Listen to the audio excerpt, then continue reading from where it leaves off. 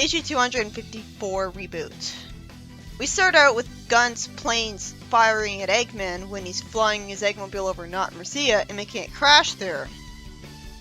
And yep, it's gotta be the same person as that Not Robin Hedge arc bad guy, because I think I recognize his design. Why him? Why him and not other characters? That's so biased. I liked that Orbot said he was still trying to figure out whether or not he was happy about surviving that crash. Poor guy. Well anyway, since he showed up in a castle being supervised by a Lord Hood, can I just call this Avalon Place Mercia? Yeah, I'm gonna do that from now on, thanks. I'm so glad he managed to keep some of Archie Sonic's actual geography instead of throwing away all of the world building. And if it needs a name change to get around the copyright, then fine. But honestly, considering that Avalon was a place in the games anyways, he technically did throw away the world building.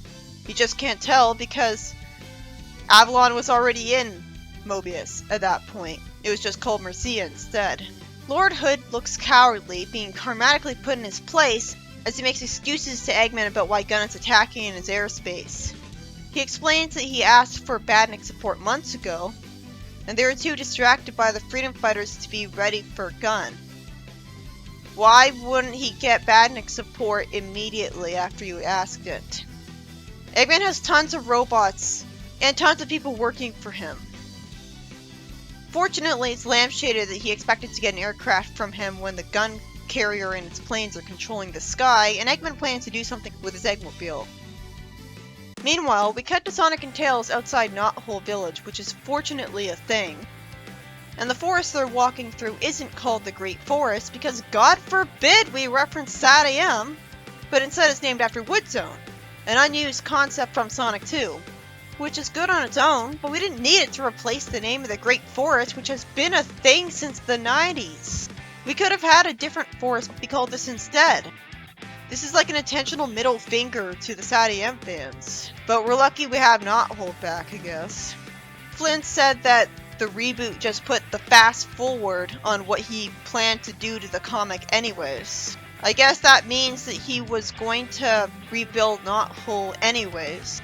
I wasn't mad at how Fleetway had Sonic's main village and base be in Emerald Hill Zone and had Eggman's main city be Metropolis, but it's irritating when you intentionally rename a location specifically to be less original and rip off a completely unrelated continuity. Sonic is naturally happy at how he, off-screen, saw that Knothole Village was doing okay. You know, I think it'd be easier for me to relate to his happiness if the artist thought to show them looking at Knothole Village, instead of just showing us them walking out of it after the fact. For some reason, Uncle Chuck says he hasn't seen his own nephew in forever.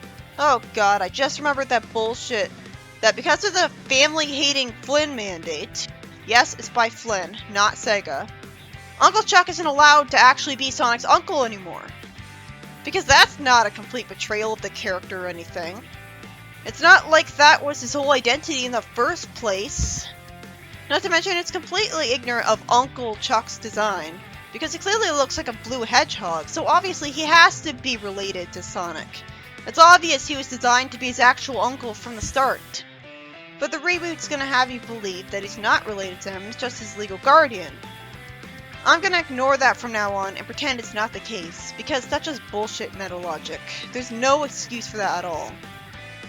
Anyways, like, you'd think if he was truly a happy Sonic, you'd think if he was truly the Sonic fan this comic deserved to write it, you'd think that he would instead write Uncle Chuck to not only be his uncle, but have Sonic speed just like Sonic, because that would explain where Sonic got his Sonic speed from. It was genetic. Anyways, Sonic surprises Uncle Chuck by hugging him, lifting him up, and even sheds tears, saying that he's so happy to see him safe and sound. So, the Flynn mandate that Sonic can't cry is going to be totally ignored, and yet Chuck not being his real uncle is going to be gone through with. That's the last time I'll ever mention that. This is a sweet moment. I just wish Sonic's chest was actually up against his uncle's chest, because the hug's not as great as it could have been. Seriously though, why is he so overjoyed that he's safe and sound? It's not like Chuck was dead or roboticized or injured when he left New Metropolis. I don't think Sonic knows that his parents are dead in this continuity yet. But if he does, if he sees no sign of them, then that would actually justify his reaction. Uncle Chuck says that none of them will be fine if he can't figure out what's causing the tremors. And he's blaming Eggman for it, and taking some samples of the strange energy seeping out of the Earth. Oh, this is when the unleashed adaptation that never ends starts to happen. You don't need an extremely long game adaptation to justify world building, you know. The X's chase didn't have a game adaptation the whole time. It's more like he was so uncreative that the only excuse he could find for them traveling the world was to rip off the game. The X's chase just had Sonic going around the world because he was trying to catch up with a bad guy. That's all you need, so that isn't a proper excuse for being lazy. They could have the heroes chasing after the Death Egg again. That would be a more natural excuse. Also, what is the likelihood that Uncle Chuck is the only one in the entire planet who's trying to figure out what's causing the tremors? And taking samples. You'd think someone else would have discovered the answer by now and put the answer up on the internet. I guess somehow he's going to be the first one to find out about it. I mean, even though there's different time zones, like on the other side of the world, for example, you'd think someone on the other side of the world would have discovered the answer before him. But apparently, I guess the samples and tremors just started happening now. Uncle Chuck reminds me that for some stupid reason, Mutski of all characters was transmogrified into a Mobian person who can talk, instead of actually being a regular dog like was the whole point of his character. Seriously, what is the point of making this change? Did fans hate Mutski and he's trying to appease them? No, I doubt it. I think it's just because he was from Sadium. And we can't have that. I completely forgot that this was the case when I went back to this. When I was reading out the script. It's probably because it was so stupid that my brain repressed it. It's not like Mutski the dog was a super realistic looking dog that clashed with Sonic in art style, like in Sonic 06. And humans came from apes and we still have apes and monkeys around, so Mutski in a world with dog Mobians would make just as much sense. I'm sure Mutt will be a perfectly likable character, like Odie from Garfield if he was a person, and it would be nice to see what he would say in that case. But it's screwed up and mind-boggling that he thought Mutski was such a horrible character that we never wanted to see him again, when he did literally nothing wrong. This is the definition of baffling. Even Penders wouldn't write this because he wasn't biased against Sadiam. And I really don't see the point of redesigning Antoine. It's a good design, and I always had a problem with how the old Antoine's eyes didn't fill up all of the space where you'd expect the eyes to fill up. But I'm just left asking what the point of having that X across his chest is if it's not going to be used to hold his sword scabbard. Instead, his sword scabbard is held on the cuffs of his gloves because he has to have gloves for some reason, even though it'll make his grip on his sword looser. Having him with no X there would make just as much sense. And the belt is really pointless too because he doesn't have pants on. It's not a tool belt. So really, it would have made more sense to just not have that on him at all. And at that point, it just makes it most obvious that this is based on his design in Other M, where he was shirtless, and a little bit muscular. Antoine is supposed to be a coward who's only reluctantly a freedom fighter to protect his friends. And yet they try to make him look athletic for some reason. Again, it's like Sonic boomifying the characters to try to appeal to a hip, young, new audience. Probably the audience that didn't grow up watching Sadiam. Being a coward was his only personality, and that was better than having no personality. Robbing him of that just to make him brave is pretty worthless because literally every freedom fighter is brave. So that's just homogenizing them and making him just a generic guy with a French accent and nothing more. It's okay for Antoine to be scared of stuff, to be sympathetic and relatable, as long as he doesn't waste a huge amount of time, or be incompetent and wuss out because of it. And Archie did that just fine. I guess a problem with the old Antoine design was that he was wearing a soldier's uniform, when actually he was never a real soldier. Right from Sonic miniseries issue 2, I felt like he didn't deserve to be in charge of a bunch of soldiers he was training, because he was Antoine. Anyways, Sonic then picks up Antoine overjoyed, and Tails even ruffles his hair, which is a nice change of pace from being furious with him for ruffling his hair. Chuck and Antoine are worried about Sonic since he was so happy to see them. I wish there was more than just one panel of him hugging him. Well, he didn't even hug him, he just picked him up. I know it's because he was just in a coma, as far as he thinks, but Antoine is kind of the least favorite friend of Sonic. Like, he's kind of the last person you would expect Sonic to be treating like this. At least they tried to give Mutt a good personality that makes sense for his actual character, because he's a hyperactive, confident person. Which is how I'd imagine Muttski to be anyways. I bet Flynn thought this was such a brilliant idea because it was unexpected. But things are unexpected because they aren't intuitive, and they're in fact stupid. Eccentric writing like that is Penders's shtick. There was no reason he couldn't have Mutt and Muttski. And look, Sonic and Tails find this just as weird and creepy. So if Flynn knew it was off-putting, why did he write this? Why would you implement an idea if you know it's bad? He could have had a brand new dog character and not called it Muttski. But he's so lazy about making new characters that he made villains out of tons of old characters in the preview instead of just doing what Fleetway does hundreds of times and make new villains. So this is typical. Tails reasons that while Chuck was a hero, he was also gone for a long time as a roboticized slave. He wasn't roboticized when Sonic left to chase after Mecha Sally. Are the memories that screwed up that they're forgetting he was fine?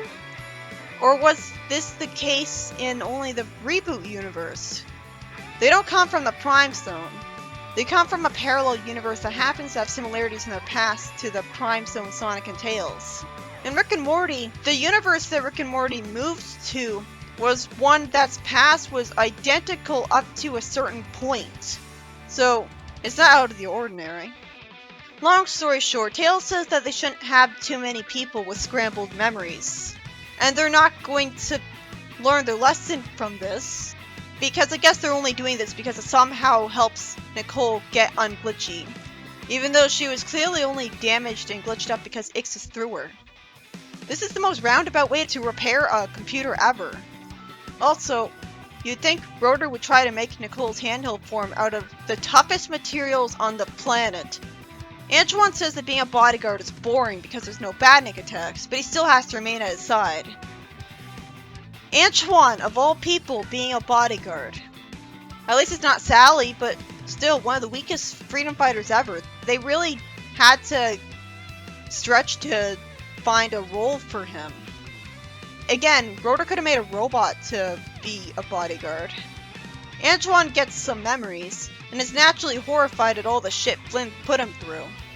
And I love how sympathetic Sonic's being to him, trying to comfort him and lampshading that he told him he should have sat down. Meanwhile, Eggman says Gunn won't know what hit them, or about Snark that he's here and doesn't know what they're hitting them with, and Eggman amuses me as well by telling him to shut it. He attacks the gun ship with lasers and steals an escape aircraft to leave, as we once again got the plot hole of why Eggman doesn't program his robots not to be able to make fun of him.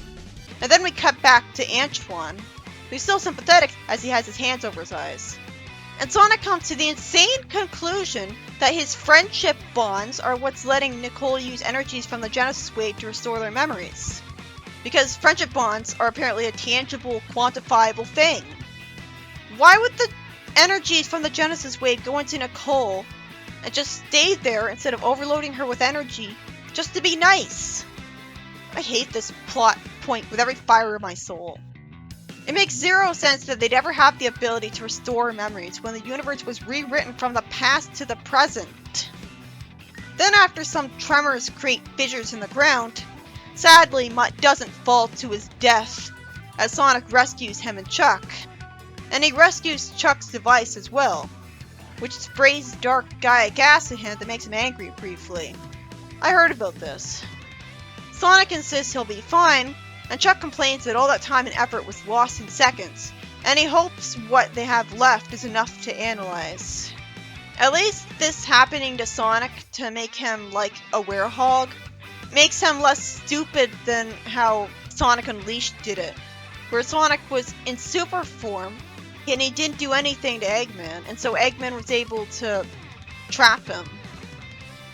I really don't see why the Genesis Wave would try to split the planet apart instead of just rewriting reality, which is all it did last time and the time before that. Wouldn't the planet always be split apart from the start then? Since the past was rewritten as well as the present? Unless, of course, in the reboot continuity, that is what did the last 2 times the Genesis wave happened. Sonic is told to go see a doctor, amusingly insisting that Chuck is one and the heroes take off. Yeah, the explanation for the planet splitting apart made more sense in the game. Why would... This is no better than the Ultimate Annihilator having tons of weird side effects. And the story ends with us seeing Bunny still undercover, dressing up in a helmet and stuff. And I hate that the text blurb insults our intelligence by trying to pretend something's happened, and now she really does support Eggman. As if the reboot would ever be stupid enough to do that. Sure, if she was brainwashed it makes sense, but it wouldn't even have the guts for that. Plus, her apathetic, sarcastic dialogue makes it obvious that she doesn't support him anyways. Also, when we saw her with shadows on her face at first in Metropolis, I thought she looked way more like Cream the Rabbit than Vanilla. She was unrecognizable. That's not good. You shouldn't make her look unrecognizable at first glance, and then she looks just like normal later anyways. This issue is by Ian Flynn, and had Sonic restore Antoine's memories through the power of bullshit, as he's being a bodyguard for Uncle Chuck, who didn't just make a ray gun so that he could be a bodyguard for himself. And he wants to try to study the dark guy energy that's been coming out of the fissures in the ground. Because the Genesis wave in the reboot continuity magically split the planet apart like an Unleashed when it didn't in Archie Sonic. Also, like, what about the past being rewritten would cause that to happen? What changed in the past? Was there any proof that it was the Prime Zoners in particular who experienced worlds collide? Because I don't think the word Prime was ever even mentioned. It could have been any versions of the Sonic characters. And while Sonic Prime did see a white flash of light in the last ever issue, maybe that flash of light was seen in more than one universe because it expanded out so far. They could have been in the one next to it. And as far as I'm concerned, he never even experienced that to begin with. Archie Sonic Online is the only true continuation of Archie Sonic. This isn't Archie Sonic to me. Archie Sonic's unique identity was the underground base with the Great Oak Slide, roboticization, and characters we're not allowed to see anymore, especially the echidnas. This has Knothole and Metropolis as concepts, but so did Sad AM, so real creative there. And even Underground had Robotropolis in it. I'm sure it's a good comic that happens to be published by Archie, but it's not Archie Sonic, and it'll never be that. And with a giant Unleashed adaptation starting that's gonna last the entire comic, we're gonna see why, because it'll be too much like the games. It doesn't even bother to call the Great Forest by its name. That's how spiteful they are. I feel like we're lucky we even got to keep the names of Knothole and Metropolis. Why keep those but ditch the Great Forest? It's like he thought that was the one thing he could get away with. Also, speaking of him thinking he could get away with anything, Mutski is a person now. Because that was such a great idea, not stupid at all. Sure, we can have Uncle Chuck back from Sad AM, but God forbid we have Mutski, who was in the pilot. If you wanted to introduce a dog character, why couldn't they do that and keep Mutski? I'm back to cynicism here full swing, and that's because the actual plot wasn't engaging the slightest. So it didn't do anything to distract me from the fact that the memories plot makes no sense. It's so pathetically basic. Sonic goes to Antoine and gives him memories which will fade away anyways. It doesn't matter that he's bodyguarding Chuck in a forest because, again, Chuck could build inventions like a force field generator to protect himself. And the whole story could have taken place in a void for all the difference it made. At least with the previous story I was engaged because they were going through a jungle. World building, even if all that really happened was a generic badnik attack and then Rotor shot them. But he also showed us the Sky Patrol, which made a good impression as well. So they're introducing new ideas. But at least Mercia and Lord Hood are back. They're pretending it's called Avalon now though, but the reboot isn't properly continuing Archie Sonic. They may pretend to follow up on it for sales, which is what I despise about it, but it's no more related to Archie Sonic than AOSCH or Sonic Underground or Sonic X. And I can forgive that because I got invested in a lot of brand new continuities already, without needing them to be continuations of anything else. But I just wish they were honest about it instead of treating me like a gullible moron. when the memories could easily not belong to these characters when they're given them, or not exist at all. Antoine looks different, so it's easy to conclude that he's a different zone version of our Antoine. But we just have to have him get his memories because the audience remembers them. So it's only happening for meta-logic's sake, because it's trying to cater and pander to the audience, when the only audience that it tried to appeal to with this either hate it as much as I do for rubbing salt in the wound, or have already ditched the comic because it rebooted on them. So I don't know what the executives were thinking when they forced this on Flynn. On the bright side, I heard that the reboot was nothing but stupid jokes. But I've liked all the jokes with Eggman and Orbot's sarcasm so far. I think I found the jokes amusing, actually. Anything's better than fourth wall breaking bullshit or out of place puns. It's not Sonic Boom. I just don't see why Flynn thought he should save Sally for last. What kind of logic is that? We spent a huge amount of time separated from Sally in the Mecha Sally arc, and now Flynn's gonna drag out us seeing her even more? She's not even that popular character anymore because she has so many haters that she's more of a base breaker character where you either love her or hate her. It's to the point where some people are scared to say they like her because they could get hated on because of it. And Rotor and Antoine don't have that problem. Is that why she's getting delayed? Because he wants to humor the haters and keep Sally from us as long as possible? I doubt it. I think he's just saving the best according to the fans for last. But why? She's not the most popular one anymore. I'm pretty sure that's Bunny, who nobody complains about at all. And combine that with her being absent for so long and dragging out getting her back just feels like he's taking advantage of the audience. Because he knows that they're impatient and is saving the best for last to make sure that they'll at least buy the issues where she shows up before giving up. And to conclude the Memories arc with a bang. You don't do that to your fans after they spent all that time in the Mecha Sally arc. A literal year in real life. What made him think we wanted Antoine and Rotor back first?